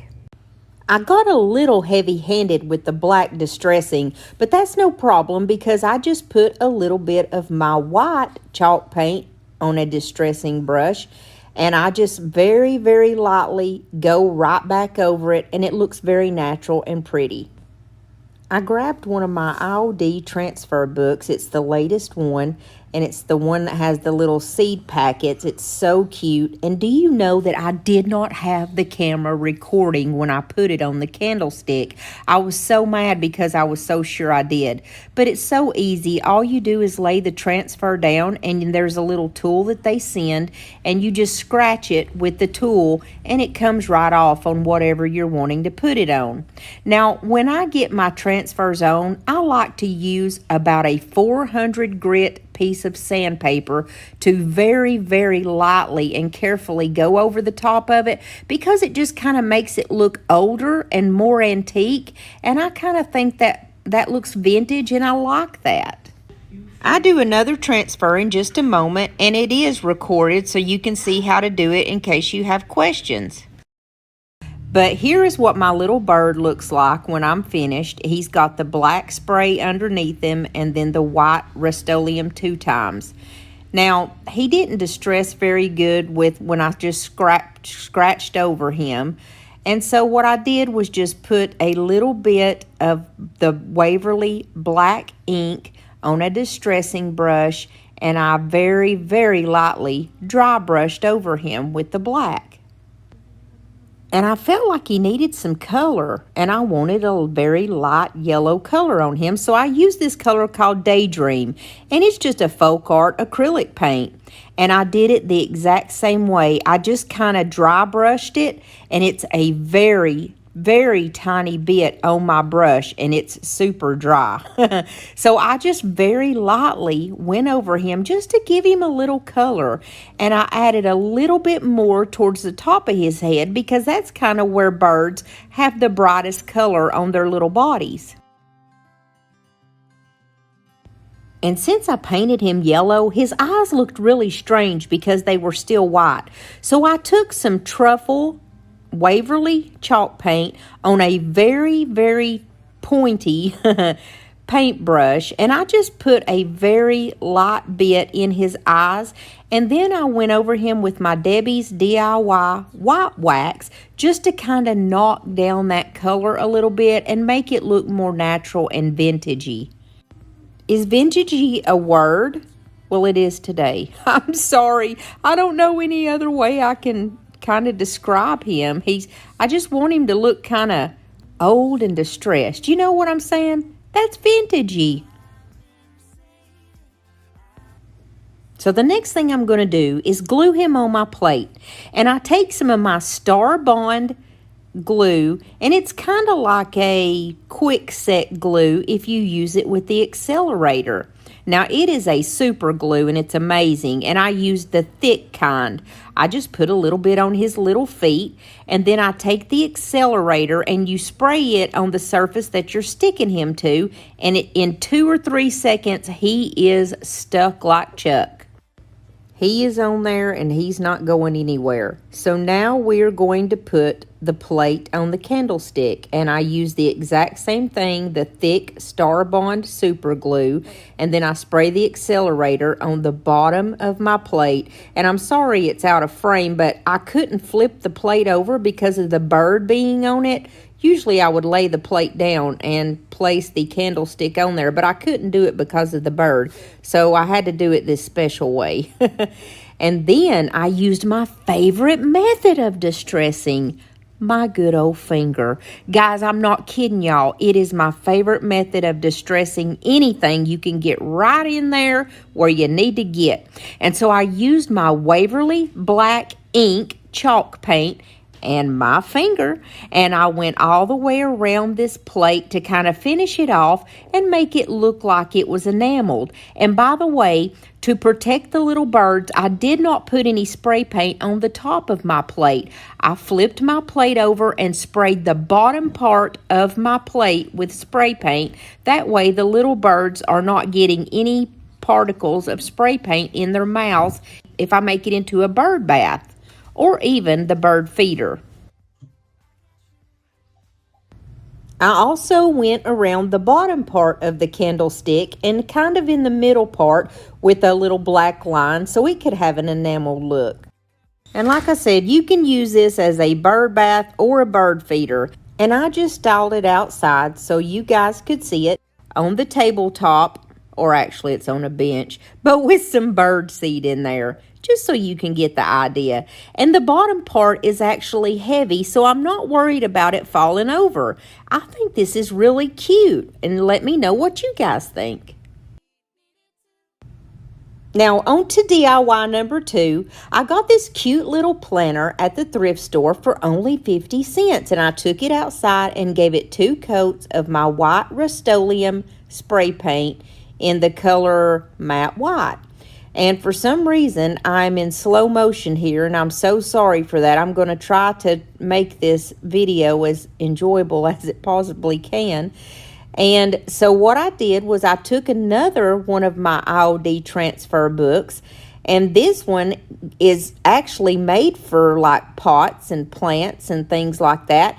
And I think this color is so beautiful. It's a blue color. They have black, blue, and white inside this book. It's their crockery stamps, but in a transfer.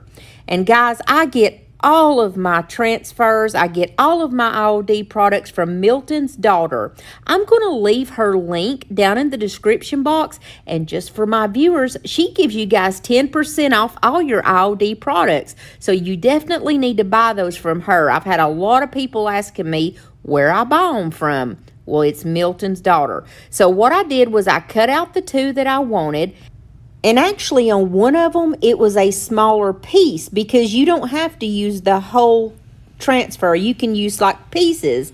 And this is what the book looks like. It's called Traditional Pots is the name of these transfers. So this first one that I'm going to put on is these beautiful 3 little angels. And as soon as you place it down, you get it stuck, and it sticks down just like a sticker basically. And a lot of times, honestly, I like to use my fingernail because it's a really good tool, guys. I'm telling you, you know, we really underestimate our fingers. I'm just telling you. And then I cut the sides because it just, if it's a shape like this, it makes it easier to get that transfer on, or it does for me. You use your little tool that they send or your fingernail or whatever you want to scratch it with, and you just rub it, and you pull up the little film as you're rubbing, and it will stick. And then when you get that off, you burnish it. And burnishing simply means you take that little plastic film that it came on and kind of rub it in a circular motion all over that stamp, and it basically just makes it stick down better. On the second one, since it had words at the top, I thought it would be a lot simpler just to cut the words off and put them over that top of that little area. And then I'm going to put the other piece down on the bottom. So I did the exact same thing. I just put my words up there and used my little tool to rub it off. And I did the same thing with the bottom.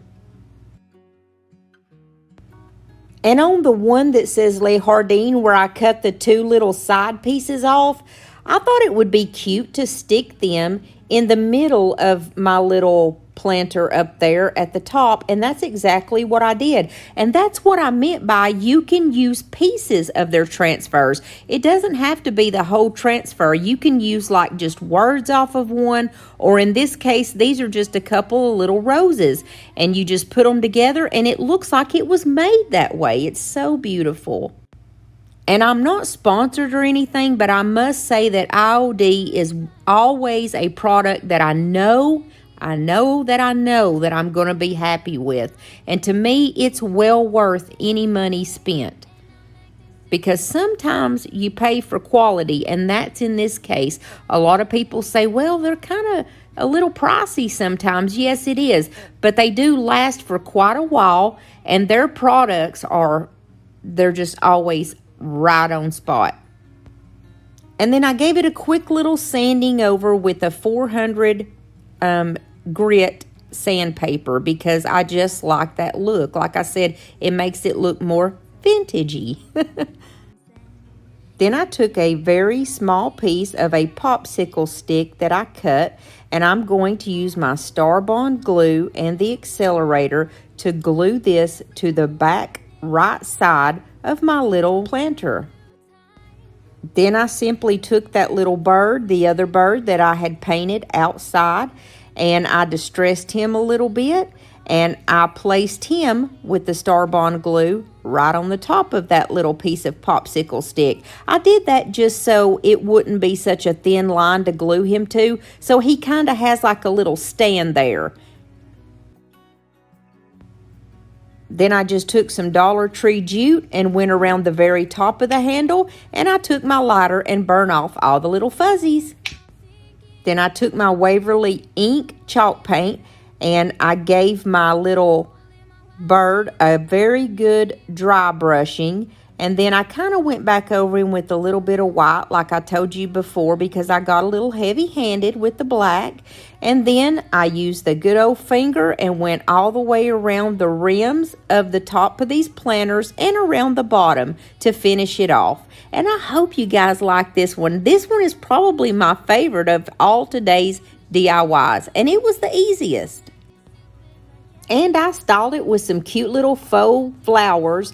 And you know me, I had to make a couple of little clay bird eggs to go inside the other place. And I just kind of painted them with a dark blue color to go with the ink that's on the front of my planters. I really like this one. Did I mention that I would love to have you as part of our family here on YouTube? All you have to do is hit that little red subscribe button and you're in the family. And there's a bell beside it, and when you hit that, YouTube's going to let you know every time that I put on a video. And if you will, please give me a big thumbs up because it really helps support my channel out here on YouTube. And I promise when I see you, I'm going to give you a big old Tennessee bear hug for it. At the thrift store, I found this cute little antique looking washbin. I think that's what you call them. It's the stuff where people would wash their faces in back in the old days. But I took a little bit of truffle paint because at first I wanted to distress it with brown, but later I changed my mind. And I just kind of went around any areas that I thought that I would be distressing with the truffle. I purposely do not do a full coat on this. There's no reason for it because my thought was to spray paint over it and then I would be just distressing and the brown would appear underneath. But then later I decided I wanted to distress it with black. So this part really doesn't matter. But then I took it outside and gave it 2 coats of the Rust-Oleum Matte White spray paint. Here's what everything ended up looking like after I gave it 2 coats of the Rust-Oleum 2x white in Ultra Matte. I took a little bit of the Waverly ink, which is their black color, and I'm using my favorite distressing method right here. And I'm just going around where these little beads are, and this is just a Dollar Tree charger. I painted it also. It was gold, and I painted it the white color, and I'm just going around it really quick so it looks kind of like enamel. Then I use my finger and the Waverly color ink and I go all around the top of this picture, and this picture has the most beautiful accents on it, and so I used my finger and I had very little, almost no paint on my finger, and I kind of traced over those ornate designs because I didn't want them to be a bright black, but I did want them to show up. And a paintbrush just would not do the trick because if I used a paintbrush, there would be paint strokes everywhere. So like I said, once again, the finger wins as the best method of distressing. I just really took my time and I went slow, and I used my finger to do the other side. I went a little heavier on the other side because I was just trying to see what I could get here. And then I went down the sides of the handles and all around the bottom because this picture had the most beautiful accents all over it, guys. It was gorgeous. And it's like a mini basin. Do you know what I mean in the picture? It's not the size of a normal size little wash bin. It's like a mini size. And I just thought it was so cute and different when I saw it at the thrift store. I had to have it. And I'm not going to be selling this one in the booth. And I left this next part in for your enjoyment.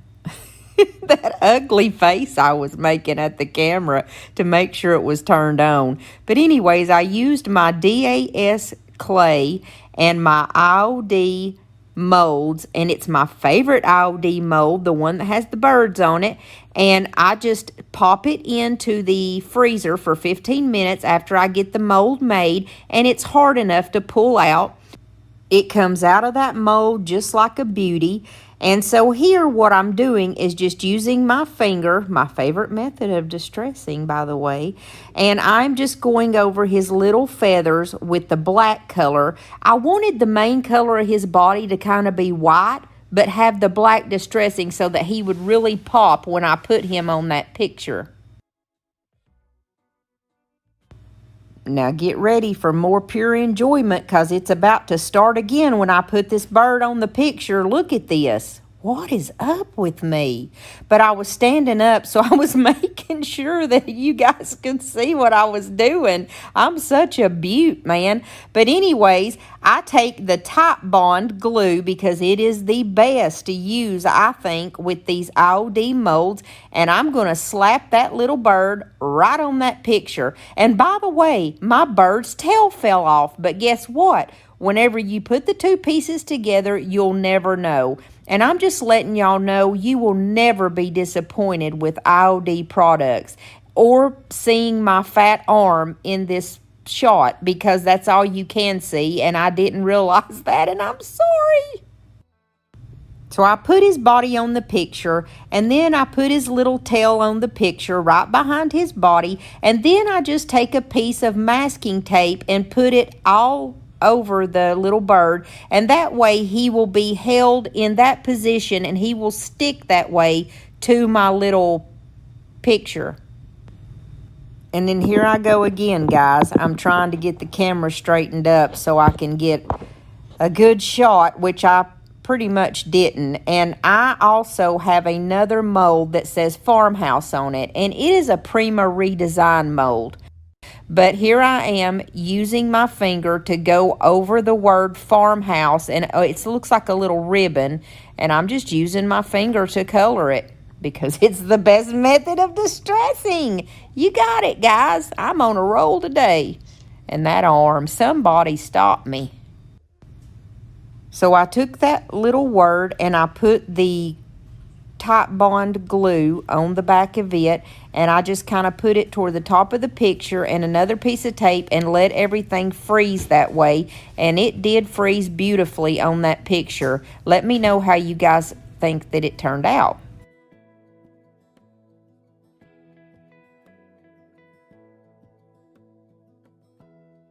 Give me love, give me all your love, oh, 'cause I want you. No one else makes me feel this way, don't know what you do. Hold my hand, could you hold my hand, look me in the eyes. You and me, yeah, that's all I need, and I'll be alright. I'll be right here, I swear that I'll stay here with you. Well,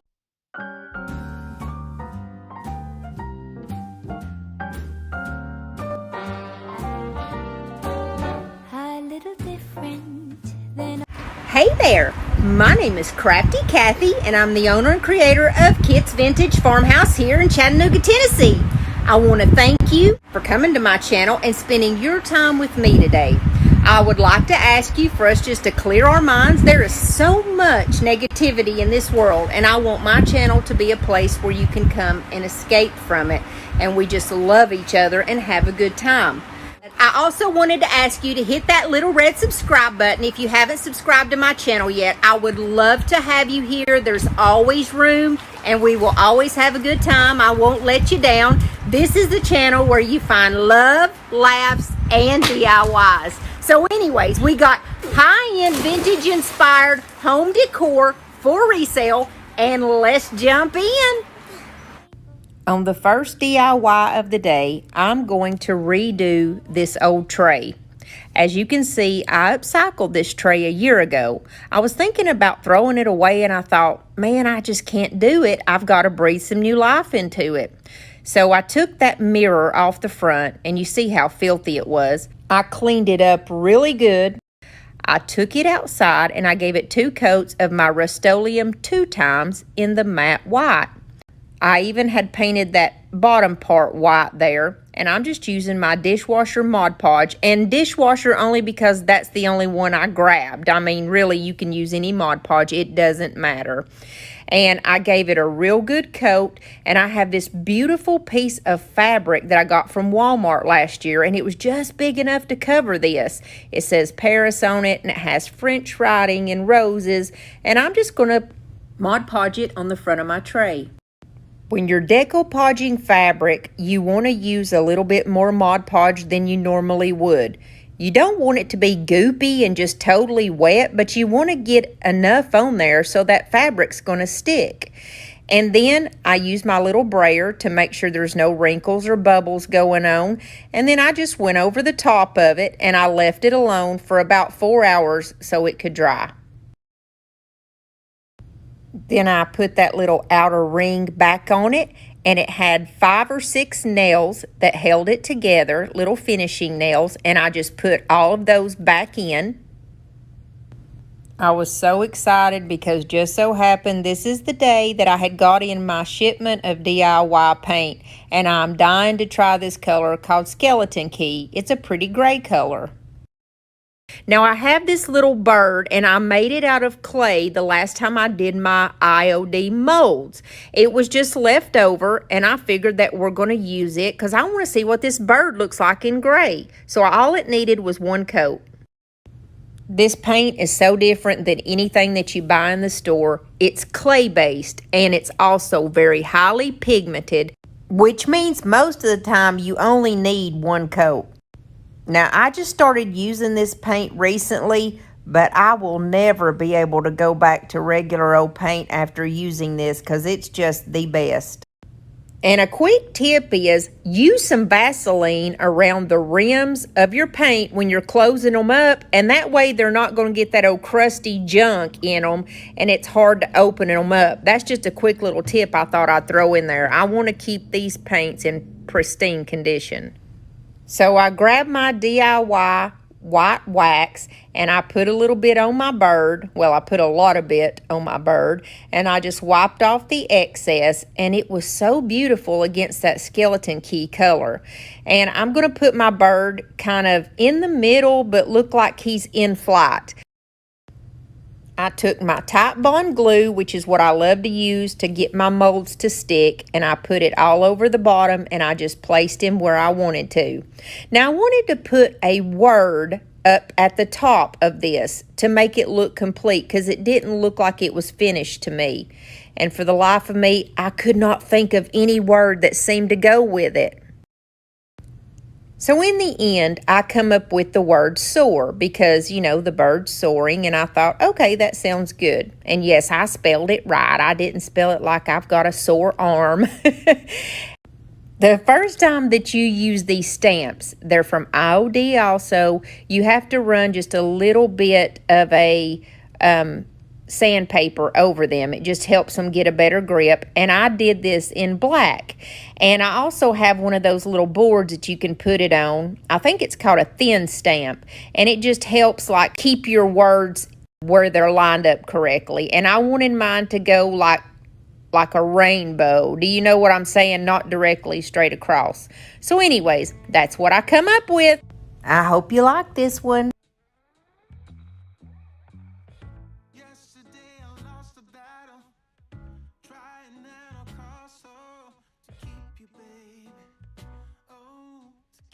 baby. Now I hurt so bad.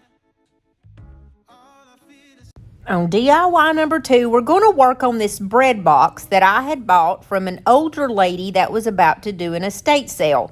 Now, the first thing that I did after I cleaned it up really good was sand it. And after I sanded it, I put about 3 coats of shellac on it.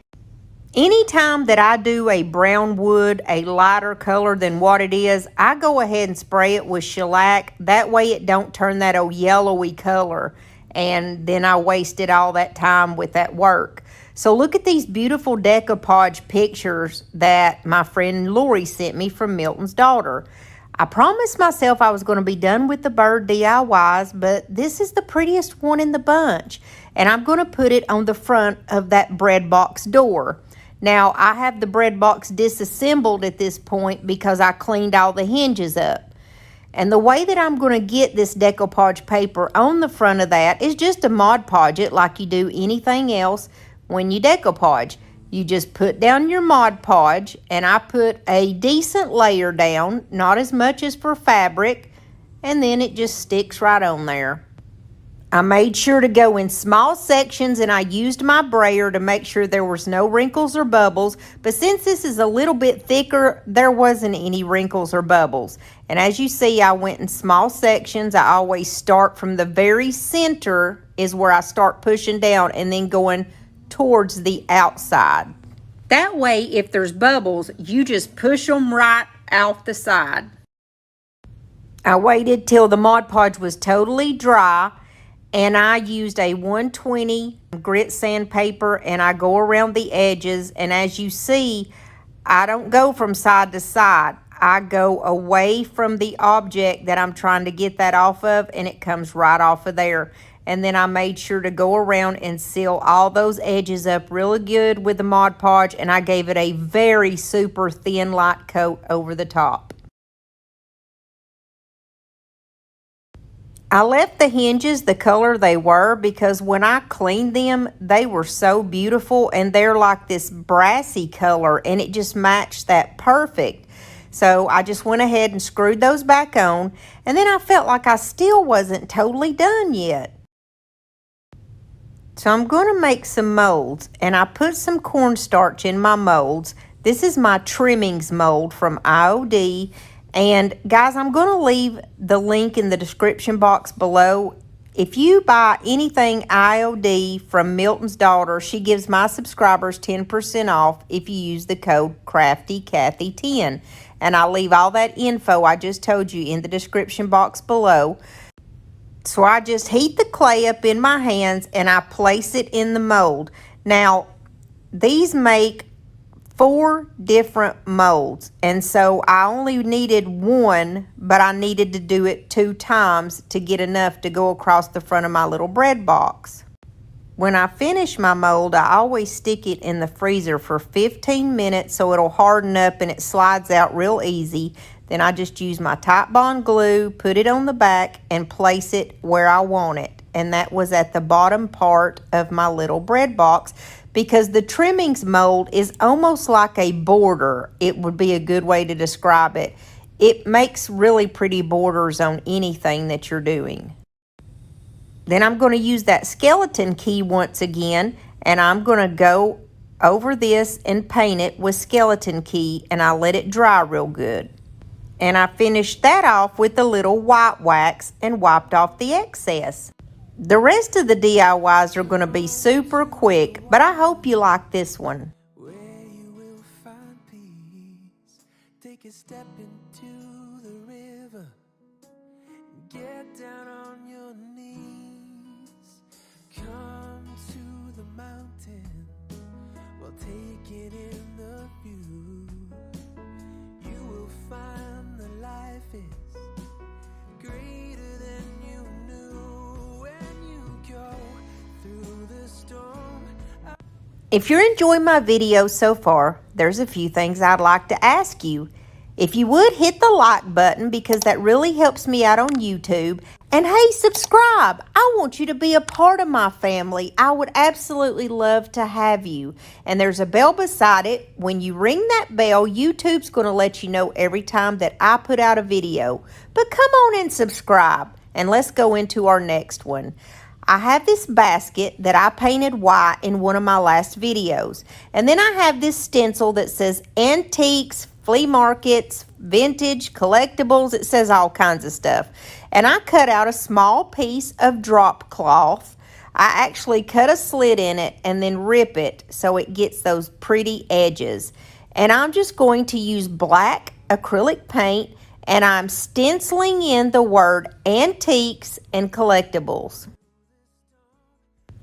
I'm just going to use a very little bit of my hot glue and just put it on the four corners, and I'm going to put that on my basket. And then I take 3 medium-sized buttons that I had purchased at Walmart. They have like roses on them. And I'm going to stick those 3 in the center between those 2 words. And that's basically all I did to this one besides put some flowers in it. It was really super quick and super cute.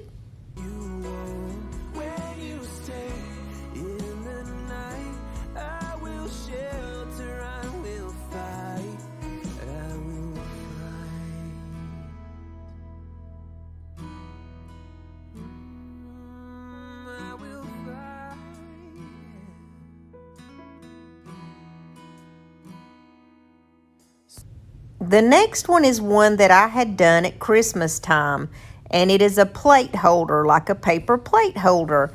And as you see, it has a reindeer on it, and it's dark colors. So it's either toss it or redo it, and so I'm going to redo it to match what I've got going on now. I took it outside and I sprayed it 2 times with my Rust-Oleum 2 times matte white, and then I'm going to take some of the IOD transfers. And these transfers are from the book Ephemeral Melange, the one that has the little seed packets in it that I absolutely love. Now, what I like about their transfers is you don't have to use that whole piece. So in order to make this DIY look right, I'm going to cut off the bottom half and put it on the front part there. And then up at the top, I'm going to put that 1 single rose. And that way it'll kind of go together and be a little bit more cohesive.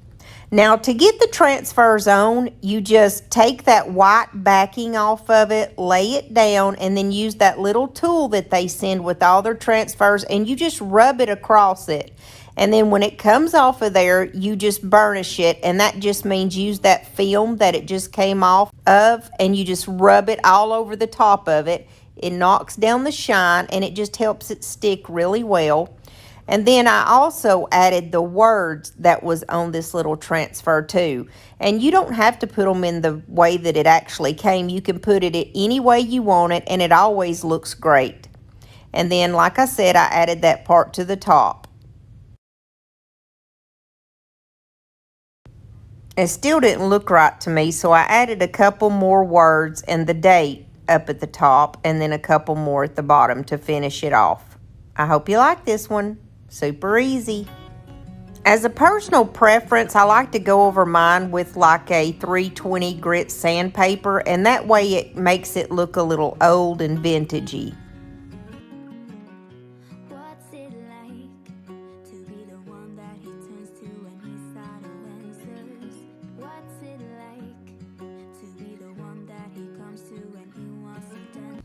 This next one is just as quick and easy. This is a little shelf that I bought at the thrift store for $3, and I think it is so pretty, and it's got that color of wood that we definitely need to make sure that we put the shellac on. So I cleaned it up real good, gave it some shellac, and then I gave it 2 coats of my Rust-Oleum 2 times in the matte white. Then when I brought it back inside, I did a little wet distressing on it. And all that is where you wet your rag a little bit while it's still slightly, it's not damp, but I guess you could say it was kind of tacky.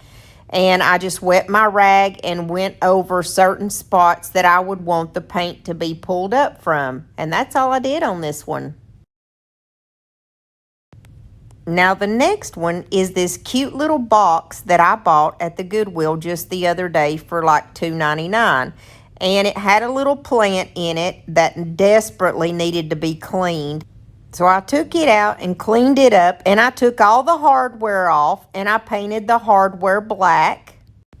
A company called Super Clean sent me this cleaner, and it's a cleaner and degreaser, so I thought we'd give it a try. I put the hardware in it, and if you could see when I shook it up, it immediately turned brown because it was so dirty. And it came out spotless. Now to color my hardware black, what I did was put some black paint in a little container and just a little bit of water. And I painted the bigger pieces with a brush, but those little tiny screws, I just dropped them down in that black water and then let it dry, and it colored it black. I had painted my little box white, of course. Because white is what really sells.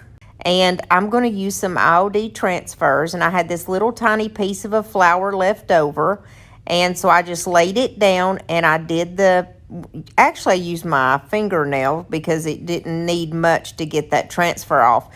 And this was a tiny piece of a bird. It was basically just the head that was left because I had messed up on it when I first started trying to figure out how to use these.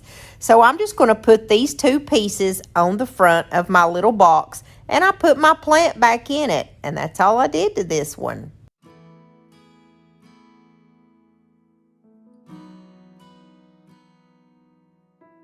The last one was the picture of Little Boy Blue that I bought a few weeks ago, and he had a black frame, and I simply just took it apart and painted the frame white. And what a difference a little paint makes. Sometimes that's all it takes. And guys, if y'all stuck with me through this whole video, I just want to thank you and tell you how much I love you and appreciate you. And let's watch some bloopers.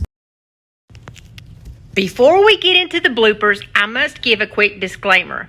I would not want to offend anyone by the Bobby Joe character. She is simply a depiction of what people in my family here in Tennessee is like.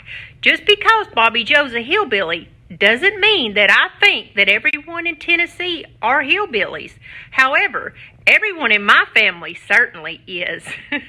So anyways, I do have a cousin named Bobby Joe, and my cousins are just like this character. She's only meant to make people laugh and be lighthearted because, like I said in the beginning, the world is so full of negativity. I want my channel to be a place where people can come and laugh and be lighthearted. There's many people that have sent me messages that said that it just made them laugh. They were having a bad day until they saw how stupid this character was or how funny she was, and it made them giggle.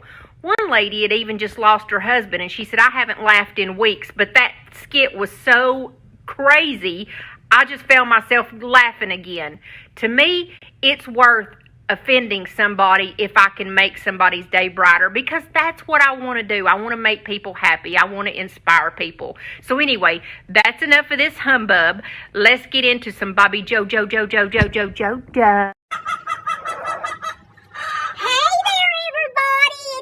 Bobby Joe Womble and Loretti. She's named after Loretti Lynn because she is the best country music singer that ever was. But we're here at Kathy's house, and I just wanted to stop and say hi. I know everybody's wanting to know what's going on with my movie career, so I was going to fill you in a little bit. So to make a long story short, I was over here at Cousin Kathy's house, and I sent some pictures to Mr. Depp's team of me in my bathing suit.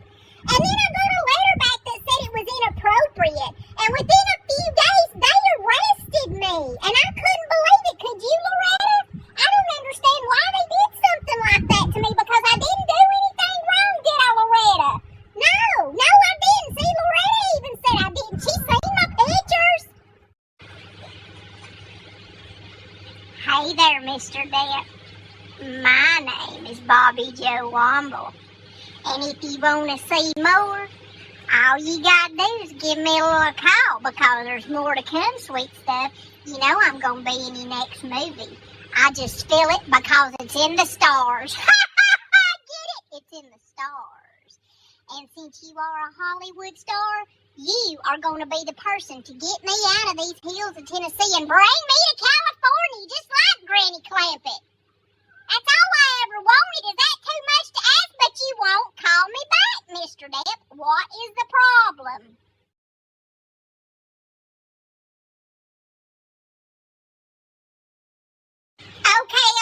Okay. I know I come on a little bit strong to some people, but come on. Look at this face and look at this hot body. I mean, really, are you going to skip all of this? Are you still hung up on Anber turd? Because I'm a whole lot more than that woman could ever be. And if you give me a call, I'll show you what kind of lady that I am. Huh? I know I'm married, Mama. Shut your mouth. We'll just talk about that later, all right? I'm trying to get to Hollywood. Be quiet. No matter how I have to get there, I'm going to get there. Was that recording the whole time? So anyways, I don't understand why his team arrested me. You saw how innocent that was. I do not understand. I even told him that I'd make him some Baiena weenies and some Spam. But I guess he don't like Baiena weenies and Spam. I hope he knows what they are. But anyways, I love you guys, and I will be seeing you real soon. I just wanted to let you know what's going on in my world. Alright, so I'll talk to you later. Bye! Sabby gets really, really jealous when he doesn't get to be the star of the show. So are you ready to sing our theme song? Okay. We got love and laughs and DIYs. We got some love and laughs and DIYs. We got some love and laughs and DIYs. We got love and laughs and DIYs. Yeah. Woo-hoo-hoo, baby. Oh, yeah. You're a star, Sabby. Yeah, you're a star. You're a star, you're a star, you're a star. Yeah, baby. That's a good boy.